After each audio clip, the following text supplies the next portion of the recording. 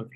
Buenos días, estamos con Natalia Manjarres Zambrano. Ella es periodista profesional, también es psicóloga educativa y orientadora vocacional, es magíster en terapia familiar sistémica y de parejas. Cuenta con más de 15 años de experiencia en lo que es el ámbito educativo y actualmente es docente de la carrera de psicopedagogía en la Facultad de Educación de la Universidad Laica de Vicente Rocafuerte. ¿Cómo está, Natalia? Buen día. Muy buenos días. Natalia, me gustaría realizarle unas breves preguntas sobre la psicología comunitaria. A su Hola. concepción, ¿cuáles cree usted que son las principales funciones del psicólogo comunitario? Bueno, en este tiempo, realmente una de las principales funciones que debe cumplir un psicólogo comunitario es atender todo lo que tiene que ver con el ámbito psicológico y social comunitario de los lugares donde ellos van a trabajar, ¿verdad?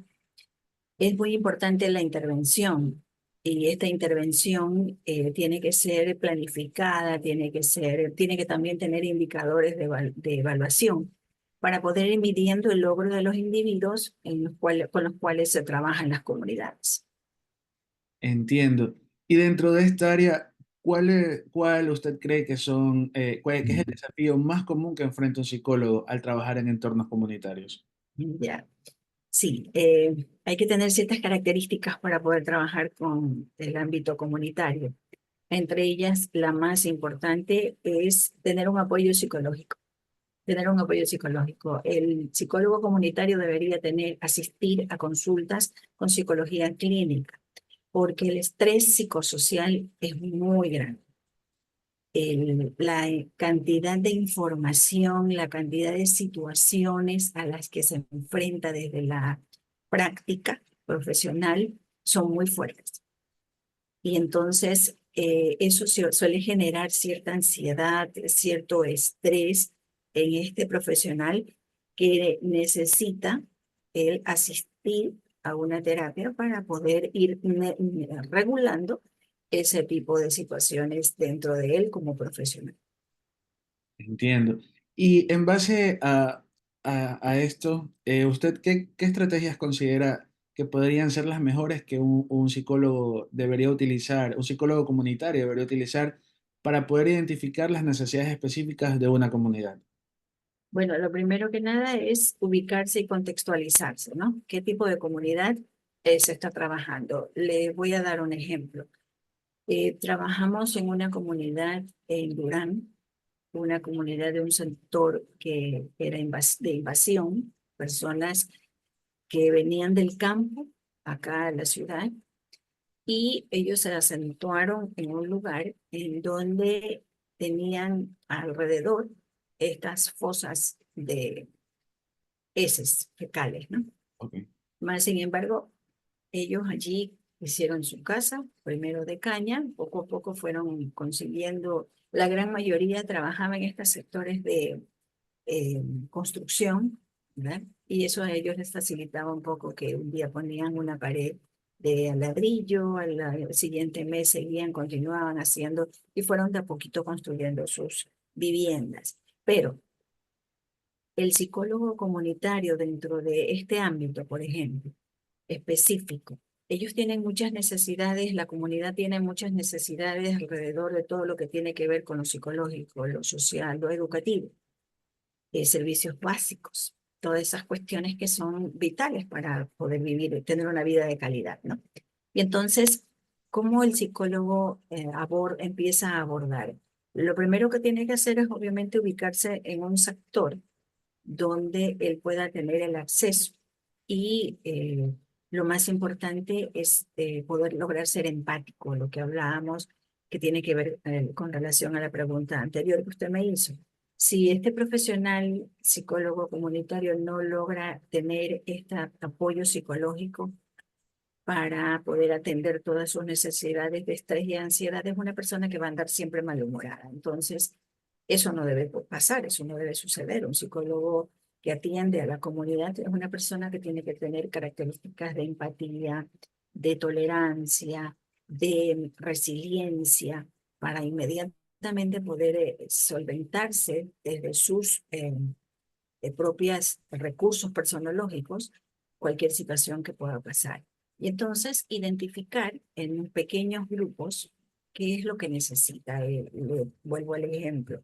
En esta comunidad existía mucha necesidad de las madres de familia que se reportaban en una entrevista que se les realizó, que ellas querían conocer ciertas estrategias para poderse manejar con sus hijos de adolescentes, que estaban sintiendo que ellas no podían conectar con sus hijos adolescentes. Entonces, alrededor de esa necesidad específica, ¿verdad? Que se logró a través de una encuesta, una entrevista con en situ, ¿verdad? Con las madres de familia. Entonces se crearon estrategias de intervención en donde a través de talleres para las madres se, se le pudo dar todas las herramientas que ellas necesitaban. E incluso esta coordinación de los talleres se hace a través de una comunicación con ellas. ¿Cuál es el horario que ellas considerarían más adecuado para poder ser atendidas en esta necesidad? Y entonces hablo yo de poder identificar a través del diálogo estas necesidades específicas que tiene la comunidad, abordarlas. Y luego que se abordó a las madres de familia, también se abordó a los adolescentes. Y en este sector específicamente que le hablo, eran alrededor de 40 madres de familia, también los adolescentes tenían sus requerimientos y estaban un poco en relación a esta dinámica relacional que tenían con sus padres. Ellos decían que ellos necesitaban un espacio de tiempo para poder reunirse con sus amigos, que no entendían por qué sus padres los querían tener encerrados, que ellos necesitaban, de pronto también hablaban de que querían fortalecerse en sus tareas, porque habían tareas que sus papás no sabían, porque la gran mayoría eran analfabetos. Y entonces había un área de matemáticas, de física, de química, que ellos les costaba mucho aprender. Entonces, alrededor de esto también se dividió al otro grupo de psicología para poder trabajar y atender a estos estudiantes, a todos aquellos que manejaban muy bien las matemáticas, la química, les daban clases de refuerzo a los adolescentes. Entonces, directamente para poder identificar las necesidades es a través del diálogo, a través de la entrevista y una entrevista personalizada. No podemos reunir a un grupo de personas en un lugar y preguntarles a todos cuáles son sus necesidades, porque suele generar cierta eh, confusión. Entonces es más bien algo personalizado o de pronto de dos en dos y para ir identificando estas necesidades. De acuerdo. Una consulta adicional.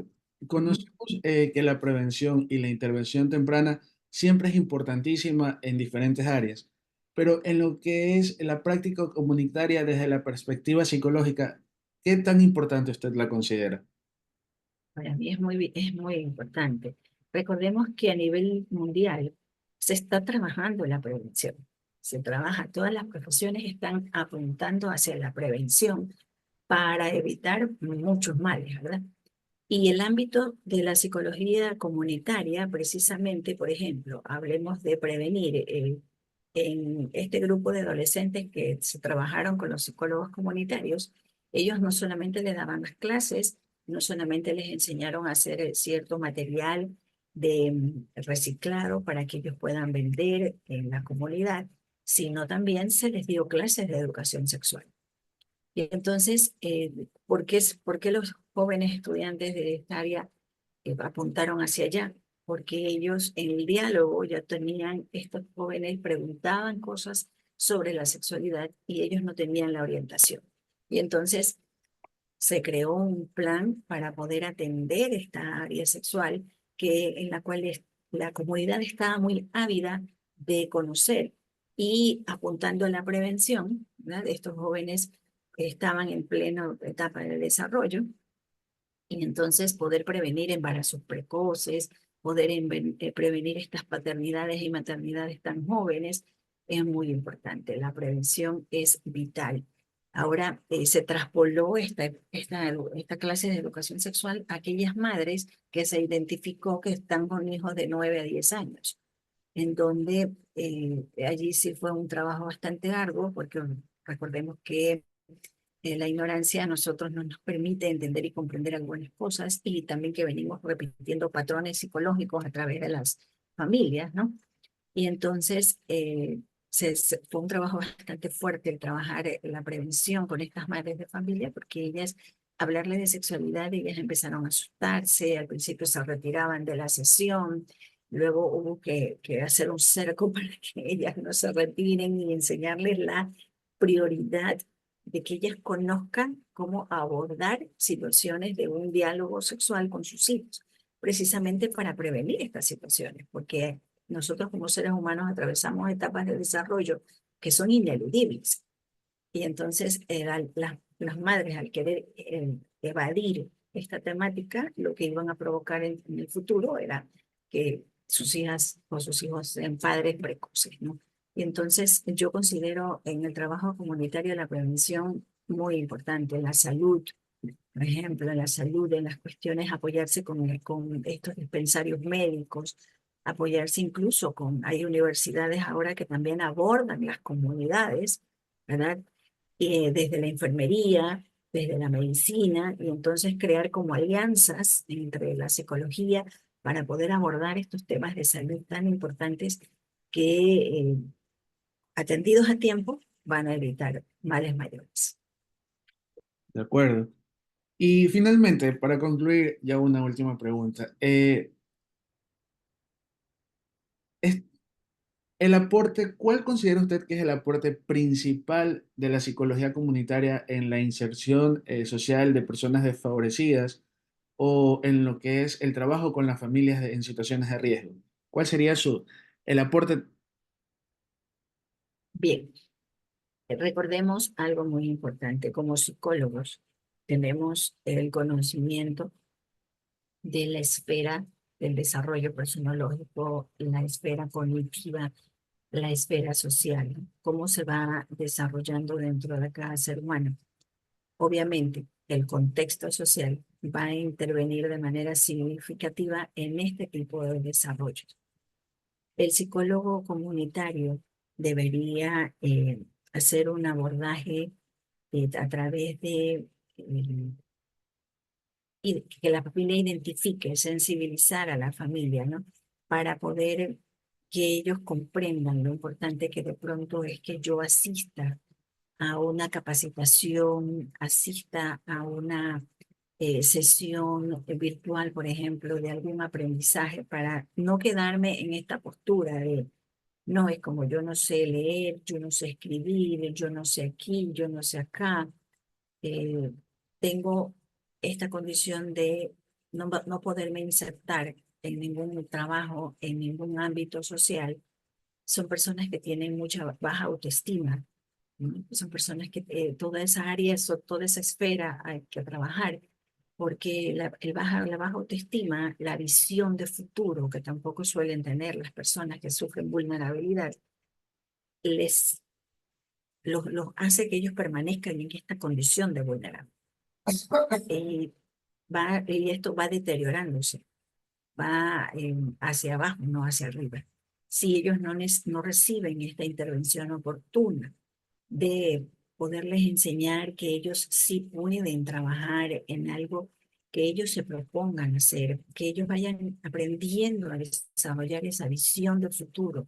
Yo tengo que salir, en este momento estoy aquí, pero mañana puedo estar más adelante. De esta manera podría ir trabajando el psicólogo comunitario en insertar de manera social a las personas vulnerables. Claro que hay casos y casos, ¿no? Hay ciertas situaciones, por ejemplo, hablemos de estos casos de violaciones donde una jovencita viene a ser vulnerable a partir de este embarazo porque es una menor de edad y tiene la condición primero de la violación, que es algo muy fuerte, psicológicamente es algo que daña la esfera psicológica, y luego tiene esta condición de un embarazo no deseado, y son situaciones vulnerables que realmente se podría pensar que la persona no va a lograr salir, pero si tiene una buena intervención, un trabajo continuo y permanente, porque el psicólogo comunitario no debería llegar, atender y salir. Debería existir una continuidad, debería existir un trabajo de seguimiento que llamamos para poder realmente apoyar en la inserción a estas personas, sobre todo a las personas que son vulnerables, porque si bien es cierto, la vulnerabilidad se presenta en un momento o se vive en constante vulnerabilidad, porque es decir, hablábamos hace un momento de repetir los patrones que tienen nuestros padres. Los padres fueron personas que vivieron siempre en la indigencia, fueron personas que no tuvieron o no buscaron la oportunidad de tener algo diferente, pero a pesar de que de pronto llegó un psicólogo comunitario y los quiso apoyar y los quiso orientar, pero ellos prefirieron, porque es importante también, y ahí es donde hablaba yo de la necesidad de un psicólogo para ese psicólogo comunitario, porque la frustración que le puede causar el hecho de que se trabaja, se interviene, se prepara, se programa y se organiza todo, y sin embargo esta familia vulnerable quiere seguir manteniéndose en esa condición y arrastra a sus hijos a esa condición. Entonces, trabajar ahí con los niños, trabajar con los adolescentes, en prepararlos, en potenciarlos hacia el futuro, sería muy importante para evitar que estos hijos sigan en la vulnerabilidad y tengan otras oportunidades. Se han visto casos realmente excepcionales de jóvenes que han logrado ser profesionales a pesar de haber vivido en una familia en condiciones de vulnerabilidad, pero realmente esos casos excepcionales son los que llevarían a los psicólogos comunitarios a fortalecerse y a poder lograr conseguir que estas familias salgan de ese proceso de vulnerabilidad. Entiendo, Natalia. Muy, muy interesante su punto de vista y realmente agradezco muchísimo su aporte. En realidad, o sea, gracias por haberme dedicado un tiempito, ¿no? Yo con esto, yo lo voy a subir a la plataforma de la universidad y bueno, no me queda más que agradecerle ¿En nuevamente. qué universidad estudia usted? Estoy en la Universidad